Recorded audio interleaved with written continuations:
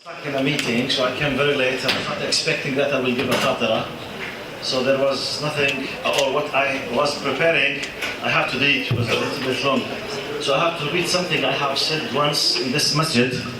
Bismillah, alhamdulillah, wassalatu wassalamu ala rasulillah. A small story. I think maybe you all have heard about the Jama'at al-Tabligh, or they call them Tablighi Jama'at.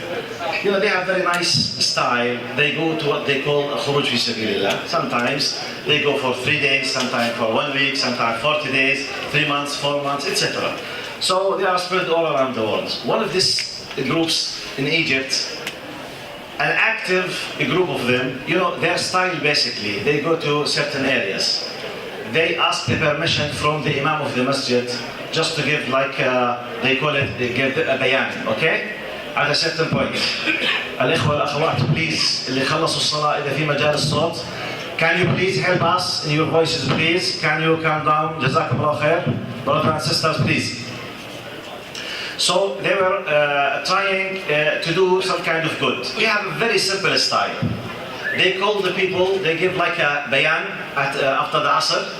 Then they go out to the street. If they found someone from the masjid itself to welcome them and to bring some people, they do it. If no one welcomes them, they go to the street, anyone in the streets, any place, they speak with the people, they bring them to the masjid with a very nice way. And they are very gentle people.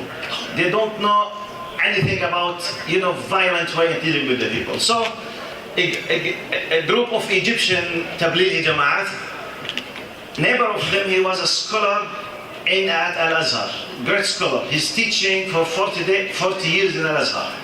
They kept him, you know, convincing him, please, can you come with us, can you come with us, can you come with us? They want like a alim to be with them.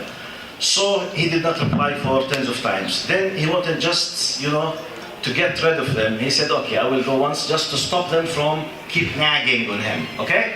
So he went with them.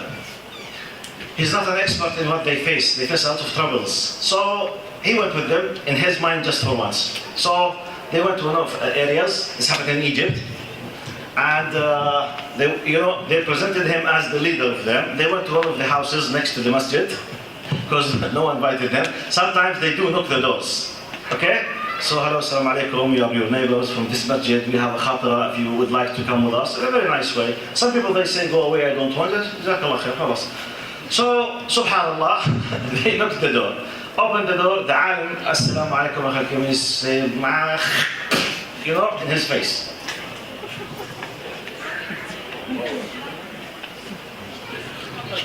Can you imagine? 40 years teaching at Azhar, alim, with imama and jubba with respect, in his face. So the time freeze, everything stopped. So he started shaking, started crying, then he went down to his knees crying. Now the brothers from the Tablighi, the Jama'at says, Hasbi Allah, now we will lose him. We wish if we did not invite him. Ya Allah, this is his first experience with us. Now, you know, they thought he was crying because he was insulted, okay? This is what they thought. When he finished, for their surprise, you know why he was crying? He said, by Allah, I'm teaching at Al-Azhar the story of Muhammad ﷺ of his visiting to At-Ta'if. When he went to At-Ta'if and they stoned him. And it caused him bleeding, okay? He said, Wallahi, I'm teaching this story since 40 years. Today I understood it. Just now, I understood what does it mean or what did happen with the Prophet Muhammad for our sake when he went to At-Ta'if, when they spit in his face, when they insulted him, when they humiliated him, when they kicked him out of At-Ta'if and they stoned him. Just now, he was crying on himself because he did not understand, even though he was teaching. So what is the message, at least from my point of view? Sometimes, look, Al-Quran in many cases, قوم يعقلون أولي الألباب يتفكرون. What is? To reflect upon, keep thinking. Sometimes keep reflecting upon. Try to make, you know, I don't like. Sometimes maybe you will not feel what happens to those people who are trying to bring khair to you, around you, unless you are in the same situation. But what if I'm a human being? Not every single person of us, for sure, will be in the place of everyone else. That's why we have the biggest and most important faculty that Allah has given us, which distinguish us, plus the power of intellect, al-aql, from animals, which is the imagination. Imagination. Respected brother and sister, by the way, have we witnessed the Jannah? But when you read all the ayat about the Jannah, what happens with you? You do what? Imagine. By the way, scientifically, when you imagine, you are recalling maybe 70 to 90, I assume, Allahu A'lam, % of the possible reality just by imagination. When you want to travel a place, when I describe it to you, they have a very nice place, very nice food, very delicious food, good sun, blah, blah, blah, blah. What happens with you? You portray what? Like an image. You think about it, once you started, it's as if, by the way, the mind inside does not what? لا يفرق. Does not distinguish between the imagination, between reality and imagination when it's here. So it brings an amazing meanings. So why I'm saying this? It happened with this Sheikh Azhari. He started crying because he realized now, maybe I will not face this. What shall I do? Reflect upon. Think seriously about what did Muhammad do for you and for me. What did the Sahaba do? What did your parents do? What did those nice, good people?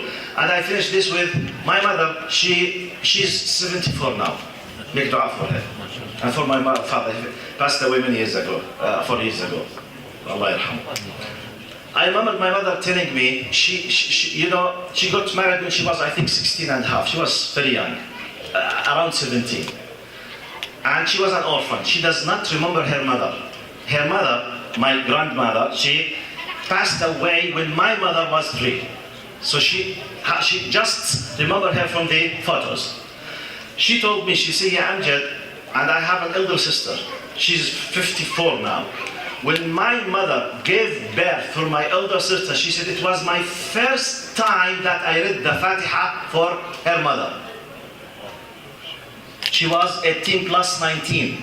Up to 19, my mother did not have not even 1 minute to remember her mother unless after she gave birth.